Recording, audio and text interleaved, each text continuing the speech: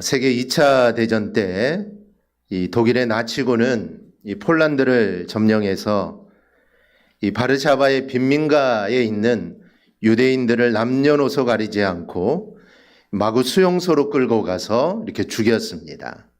이때 이레나 샌들러라는 이 복지사는 시내에 퍼져 있는 장티푸스라는 이유로 위생검사를 받아야 한다며 유태인 아이들을 보호소로 데려다가 몰래 폴란드 안에 고아원, 병원, 이 수녀원 등에 맡기게 됩니다. 그리고 전쟁이 끝나면 이 흩어진 아이들을 부모들이 잘 찾을 수 있도록 이 아이들의 간단한 인적사항을 적어서 이 창고에 함께 숨겨놓게 됩니다. 이 샌들러가 이런 방식으로 구한 아이들은 무려 2,500명이나 됩니다. 이 나중에 이 동료의 밀고로 이 나치의 경찰인 게스타포에게 고문을 받았지만 그는 끝까지 이 비밀을 말하지 않았습니다. 이 고문 후유증으로 인해 노년에는 집 앞에 마당에도 나가지 못했고 나라에서 뒤늦게 준 훈장을 받으러 가지도 못했습니다. 이 샌들러가 구한 2,500명은 우리가 잘 알고 있는 이 신들러 리스트에 오스카 신들러가 구한 1,100명보다 훨씬 더 많은 숫자입니다. 그러나 이 샌들러는 세상이 알아주지 않아도 그리고 아무런 원망이나 불만도 없이 자신이 구한 그 아이들이 행복하기를 바라면서 일평생을 살게 됩니다. 이름 없이 빚도 없이 오로지 눈앞의 생명을 구하기에 최선을 다했던 그 한 사람으로 인해 무려 2,500명의 생명이 살게 된 겁니다. 이 다윗과 함께 나라를 굳건하게 세워나간 일에 일조했던 수많은 용사들이 있습니다. 3인의 용사, 100인의 용사, 수많은 용사들이 있는데 그들 중에는 이름이 밝혀진 용사들도 있지만 이름 없이 빚도 없이 자신의 자리에서 묵묵히 최선을 다한 용사들이 훨씬 더 많습니다.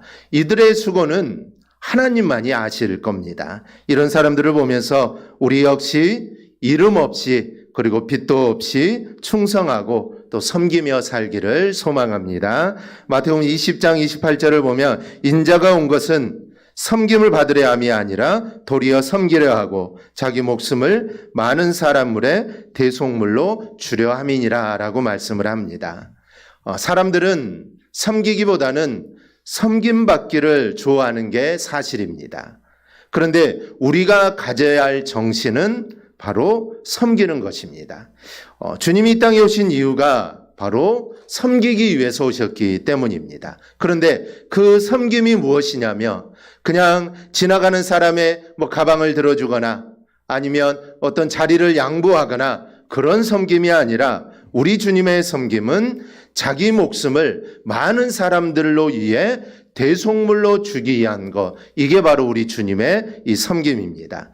이 대속물이라는 말은 헬라어로 이 리트론이라는 말인데 그 뜻은 해방하다, 결박에서 풀다라는 뜻을 가지고 있습니다. 여러분, 죄의 값은 사망입니다. 즉, 죄인은 죄 때문에 죽는 것입니다. 그러나 구약시대에는 대속물인 짐승이 대신하여 죽게 되고 그 대신에 내가 살게 됩니다. 그렇게 나의 죄를 대신해서 죽는 그 동물을 대속물이다라고 말을 합니다. 노르웨이의 어느 교회 종탑에는 양과 십자가를 같이 조각하여 놓았다고 합니다. 이유를 물었더니 교인들이 이렇게 대답을 합니다. 그 교회를 지을 때 건축비가 부족했습니다. 그래서 교인들이 몸으로 봉사를 하고 있는데 한 사람이 종탑 위에서 일하다가 떨어졌습니다. 모두가 죽은 줄 알았는데 살아 있었습니다. 마침 양떼들이 종탑 밑을 지나가고 있었습니다. 그 사람이 양떼 위에 떨어져서 양이 죽고 그 사람이 살았습니다. 그래서 사람들은 말합니다. 아, 양이 죽어야 사람이 사는구나. 구약시대에는 양이 죽어야 사람이 살았습니다. 그러나 신약시대에는 세상의 모든 죄를 지고 가신 어린 양이신 예수 그리스도가 십자가의 죽음으로 우리가 살았습니다. 그래서 그 교회는 구약을 의미하는 양과 신약을 의미하는 십자가가 같이 종탑 위에 이 조각되었다는 겁니다. 이 교회의 직분 중 하나인 집사라는 직분이 있습니다. 집사라는 말의 뜻은 종, 섬기는 자와 어근이 동일합니다. 즉 집사라는 말은 섬기는 자라는 뜻입니다. 교회의 모든 직분, 즉 교회 안에 수많은 직분이 있는데 그 직분들의 공통점이 하나가 있습니다. 그것은 바로 섬기는 직분이라는 것입니다. 이 목사라고 예외가 아니고 장로라고 예외가 아닙니다. 교회 안에 있는 모든 직분은 섬기는 직분입니다. 즉 우리 모두는 섬김의 직분을 받은 자입니다. 그러니 내가 어디에 있든지 아니면 무슨 일을 하든지 우리는 항상 섬기는 자세로 우리는 살아야 하는 것입니다. 교회 안에서뿐만 아닙니다. 교회에서 섬기는 자는 세상에서도 섬기는 자로 살아야 합니다. 세상에서도 섬기며 사는 자가 교회 안에서도 자연스럽게 섬기며 살 수가 있는 것입니다. 우리 주님은 높아지기를 원하지 않았습니다. 유명해지기도 원하지 않았죠.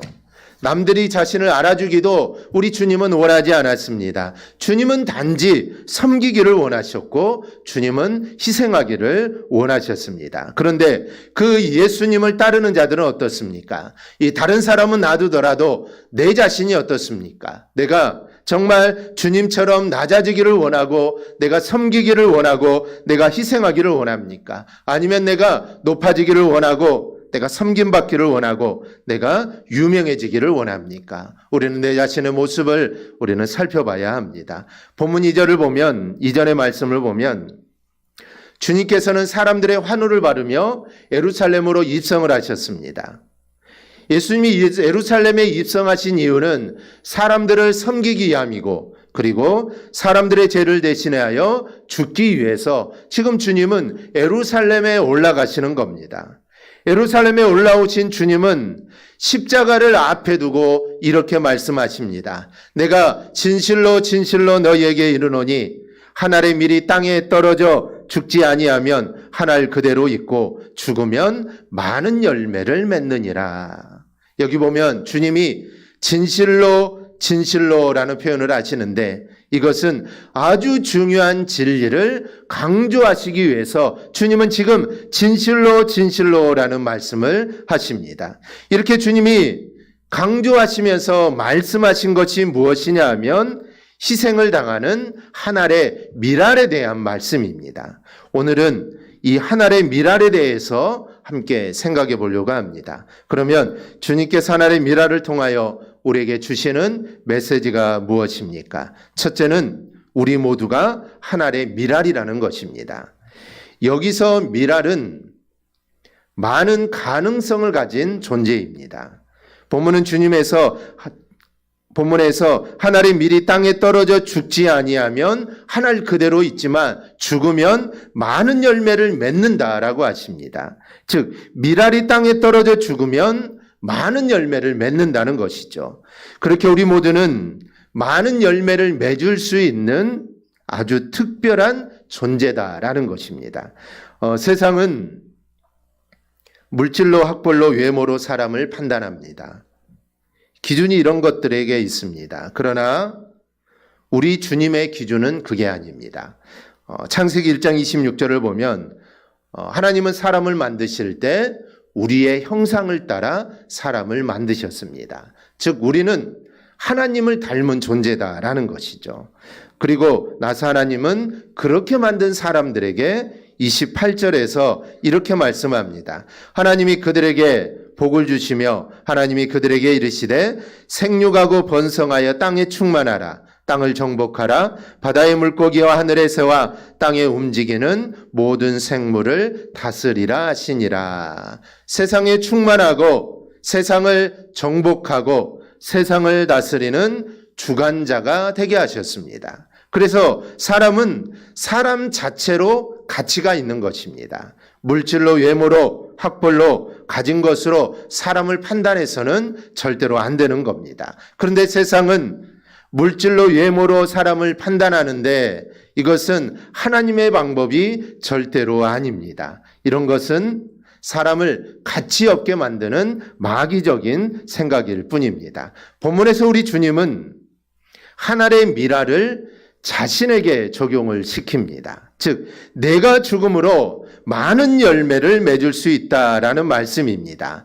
주님께서 이 말씀을 당신에게 적용하신 것은 너희들도 그렇게 되어야 한다라는 것입니다. 즉, 내가 예수님이 미랄인 것처럼 너희도 미랄이 되어야 한다라는 것이죠. 그래서 진실로 진실로라는 말씀을 하시면서 예수님을 따르는 제자라면 너희들도 미랄처럼 되어야 한다라는 것을 지금 강조하시는 겁니다.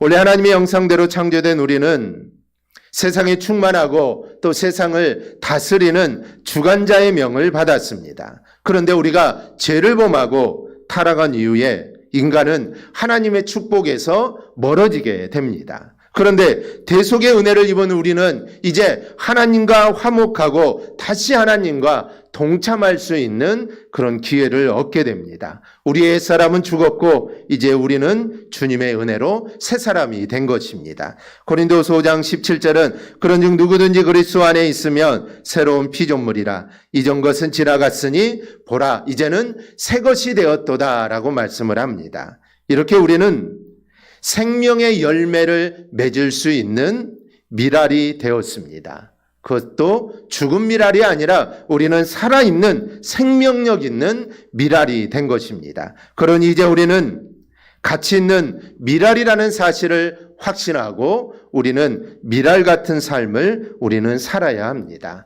학벌이나 외모나 가진 것과는 상관없이 우리는 생명의 열매를 맺을 수 있는 존재이고 하나님의 영광을 위해 우리는 능히 쓰임받을 수 있는 귀한 존재라는 사실을 우리가 잊지 않기를 바랍니다. 사람들은 이렇게 생각합니다. 나는 나이도 많고 가진 것도 없고 할 수 있는 것도 없어서 나는 할 수 없어. 하지만 아닙니다.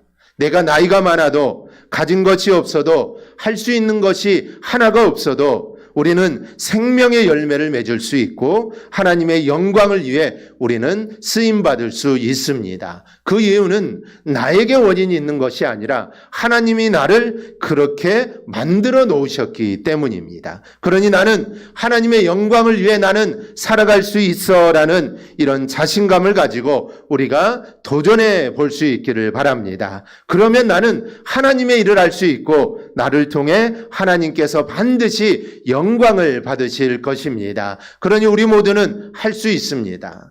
우리는 다 할 수 있는 것입니다. 내가 나이가 많아서 할 수 없다라는 생각을 우리는 다 버려야 합니다. 나는 가진 것이 없어서 나는 할 수 없다. 이런 생각들도 우리는 다 버려야 합니다. 나는 재능도 없고 나는 할 수 있는 일이 하나도 없어. 이런 생각들도 우리는 다 버려야 합니다. 내가 이렇게 생각한다면 하나님이 나를 만들어 놓으신 하나님의 그 마음에 우리가 보답하지 못하는 것입니다. 나는 할 수 있다. 가진 것이 없어도 나는 나이가 많아도 할 수 없어도 나는 할 수 있다라는 생각을 가지고 정말 내 삶을 통해 온전히 하나님께 영광 올려드리는 복된 성도들이 되기를 주님의 이름으로 축복합니다. 둘째로 미랄된 우리는 죽어야 한다는 것입니다. 우리는 할 수 있다라고 했습니다. 나는 생명력이 있고 나는 하나님의 영광을 위해 나는 살아갈 수 있다고 했는데 그런데 가만히 있어도 우리를 통해 하나님이 살아계심이 나타나고 하나님의 영광이 나타나는 것은 절대로 아닙니다. 오늘 본문을 다시 보면 한 알의 밀이 땅에 떨어져 죽지 아니하면 한 알 그대로 있고 죽으면 많은 열매를 맺느니라. 어떻게 해야 한다고 합니까? 바로 죽어야 한다라는 것입니다.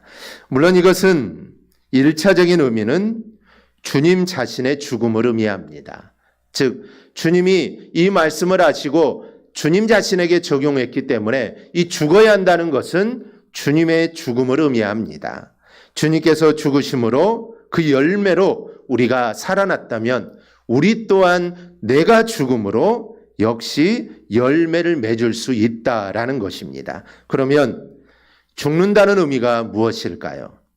이 죽음은 내 육신적인 죽음을 의미하지 않습니다. 내가 죽었는데 무슨 일을 하겠습니까? 죽으면 아무것도 할 수가 없습니다. 봉사도 할 수 없고 예배도 드릴 수 없고 충성할 수도 없고 전도할 수도 없습니다. 즉 죽으면 아무것도 할 수가 없죠. 그렇다면 여기서 죽는다는 의미는 무엇일까요? 갈라디아서 5장 24절을 보면 이 죽음은 죄에 대한 죽음이라고 합니다. 그리스도 예수의 사람들은 육체와 함께 그 정욕과 탐심을 십자가에 못 박았느니라. 한마디로 죄를 짓지 말라는 것입니다. 그럼 우리가 어떻게 죄를 짓지 않을 수 있을까요? 그것은 바로 십자가를 바라보는 것입니다. 내 마음속에서 정욕과 탐심이 작동할 때 우리가 그것을 물리칠 수 있는 방법은 오직 예수님을 바라보는 것입니다. 그러면 죄를 이길 수가 있습니다. 이것을 알았던 사도 바울은 고린도전서 15장 31절에서 나는 날마다 죽노라 라고 말을 합니다. 사도 바울은 날마다 죽는다라는 것입니다. 즉 한 번 죽는 것으로는 안 된다는 것이죠. 그래서 사도 바울은 날마다 나는 죽는다라는 것입니다. 우리가 죄를 짓지 않고 사는 것은 불가능합니다. 내가 죄를 짓지 않고 살겠다라고 다짐하지만 죄가 육신을 뚫고 내 속에 들어오기 때문입니다. 죄인인 인간이 죄를 이길 방법은 없습니다. 그러면 우리가 그리스도인은 어떻게 해야 할까요? 나는 연약하고 나는 부족하니 내가 당연하니 그냥 나는 죄를 짓고 살아야겠다. 절대로 이래서는 안 된다라는 것이죠. 우리가 죄를 짓지 않고 죄를 이길 수 있는 방법은 십자가에 달리신 예수 그리스도를 바라보는 것입니다. 우리는 탐욕과 정욕이 가득한 존재이기에 내 힘으로는 절대로 불가능합니다. 그러니 우리가 죄의 유혹을 이기고 죄를 짓지 않는 길은 주님의 도움을 받는 겁니다. 죄악을 십자가에 못 박고 승리하신 그 주님을 바라볼 때 우리 또한 승리하게 됩니다. 이 갈라디아서 2장 20절에서 그대로 말씀합니다. 우리 한 음성으로 함께 보겠습니다. 내가 그리스도와 함께 십자가에 못 박혔나니 그런즉 이제는 내가 사는 것이 아니요 오직 내 안에 그리스도께서 사시는 것이라. 이것은 무슨 말입니까? 이것은 나는 죽었다라는 것입니다.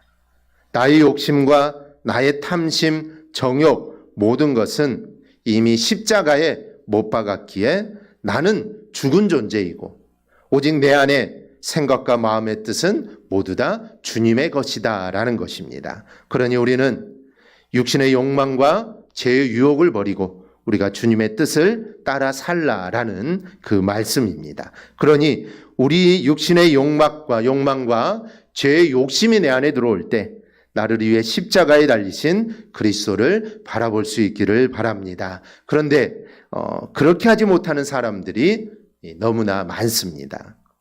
예수를 믿어도 욕심과 정욕이 살아 있습니다.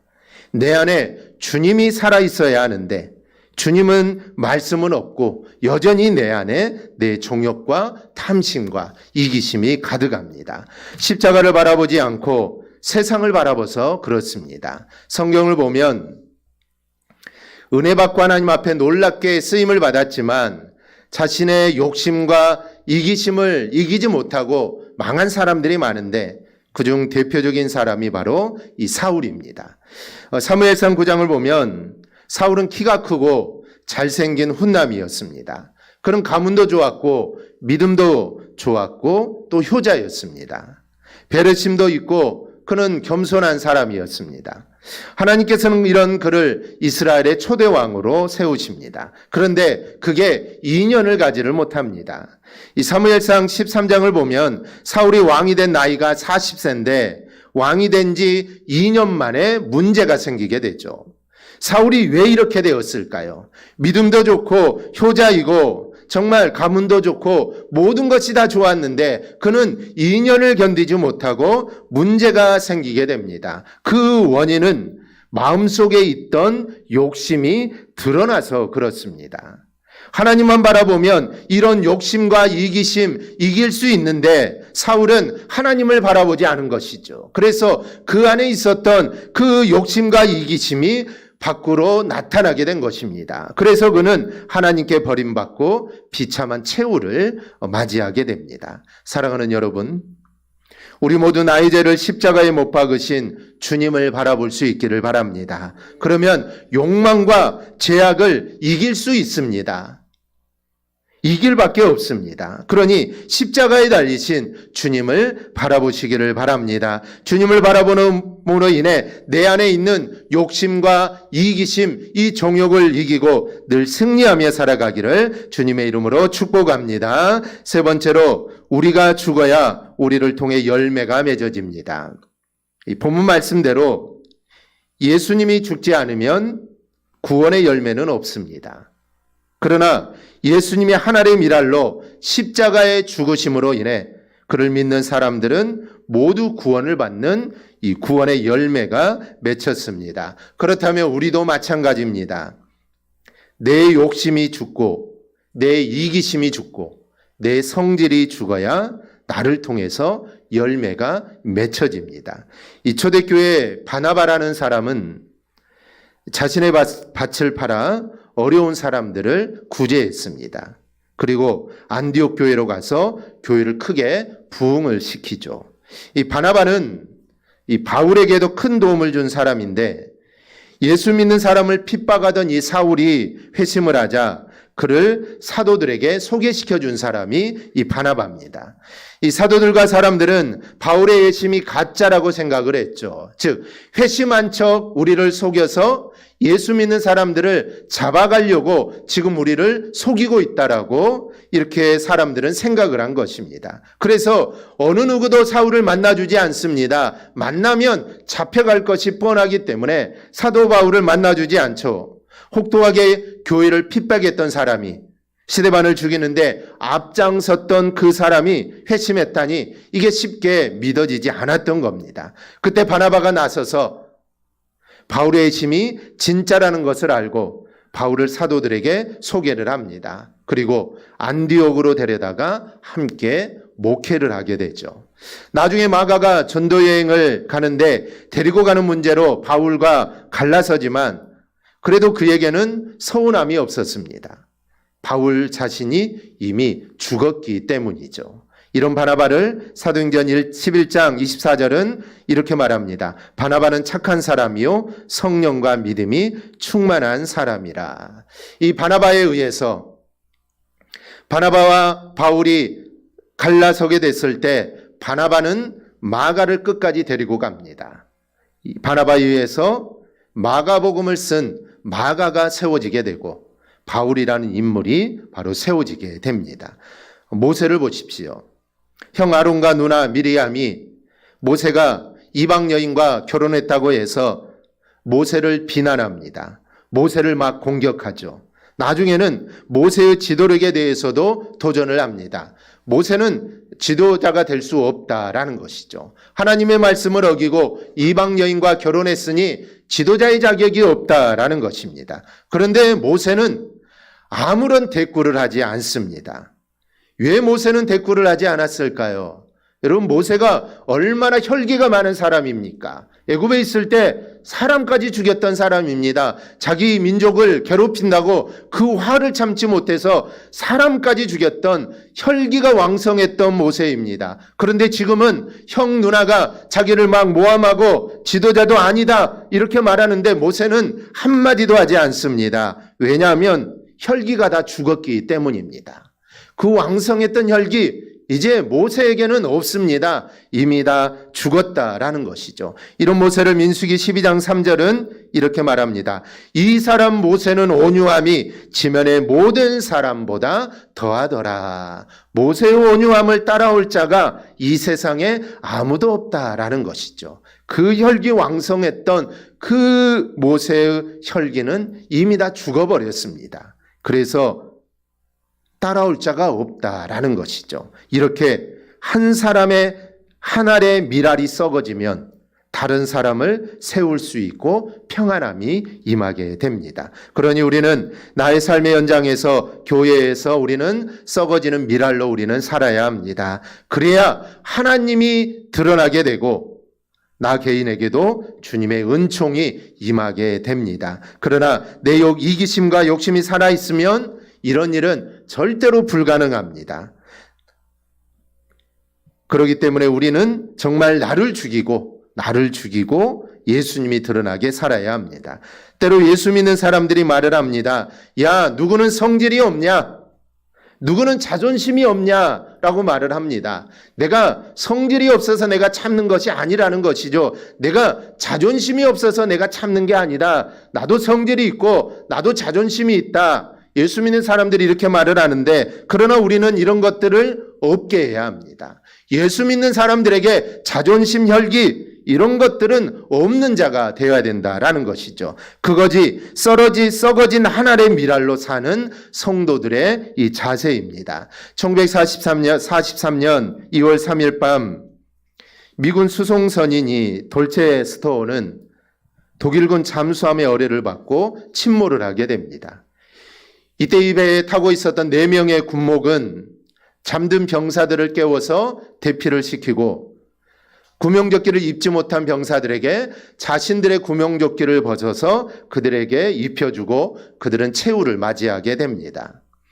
이 자신의 임무에 최선을 다하며 순간 희생을 아끼지 않았던 군목들의 삶은 시대를 뛰어넘어 사람들의 심금을 울리고 있습니다. 그래서 그들을 불멸의 군목들이다라고 이렇게 부릅니다. 미 육군 군종학교에서는 지금도 이들의 숭고한 희생 정신을 가르친다고 합니다.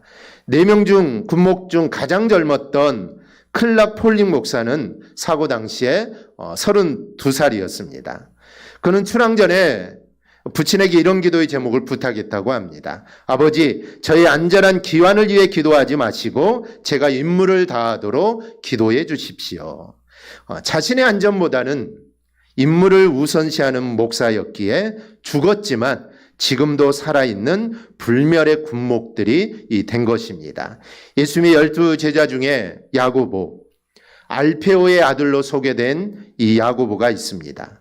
이 성경에는 야고보의 이름만 언급되었을 뿐 그의 행적이나 말이 기록된 것은 없습니다. 하지만 그는 예수님의 제자로 3년 동안 다른 제자들과 함께 예수님을 쫓으며 동고동락했고, 예수님의 십자가를 곁에서 지켜보았고, 부활하신 예수님을 만난 증인이었습니다.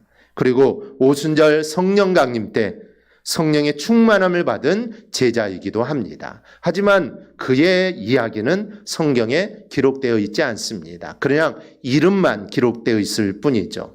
교회사의 전승에 의하면 이 야고보는 스페인까지 가서 선교를 하다가 돌에 맞습니다. 그런데 돌에 맞았으나 죽지 않아서 톱으로 켜서 죽임을 당했던 충성스러운 제자로 야고보가 이렇게 기록되어 있습니다. 예수님께 떡 5개와 물고기 2마리를 드렸던 어린아이의 이름도 성경에서는 찾아볼 수 없고, 가나 혼인잔치에서 예수님의 말씀에 순종했던 하인들의 이름, 중풍병자 지붕을 뚫고 예수님께 데려온 사람들의 이름도 성경에는 기록되어 있지 않습니다. 그렇다면 이들은 어떻게 되었을까요? 고린도후서 6장 9절에서 10절입니다. 무명한 자 같으나 유명한 자요, 죽은 자 같으나 보라 우리가 살아있고, 징계를 받은 자 같으나 죽임을 당하지 아니하고, 근심하는 자 같으나 항상 기뻐하고, 가난한 자 같으나 많은 사람을 부유하게 하고, 아무것도 없는 자 같으나 모든 것을 가진 자로다. 아멘. 이들 모두는 세상에는 무명한 자입니다. 이름 하나, 누구 하나 이름 하나 알아주지 않습니다. 아무도 알아주지 않습니다. 하지만 이들은 하늘의 미랄이 되었습니다. 그리고 자신을 희생하고 주님의 말씀에 순종했습니다. 그리하여 결국 열매를 맺게 됩니다. 그리고 이들 모두는 하나님께는 유명한 자로 기록될 사람들입니다. 세상에는 무명한 자입니다. 하지만 하나님 앞에서 이들 모두는 유명한 자가 되었다라는 것이죠. 사랑하는 여러분, 하나님께서 분명 우리에게 맡기신 임무가 있습니다. 사명이 있습니다. 조국이 맡긴 임무, 회사가 맡긴 임무를 생명 다해 감당하는 사람은 죽어도 그 감동은 오랫동안 남는 법인데 하나님의 일은 어떻겠습니까?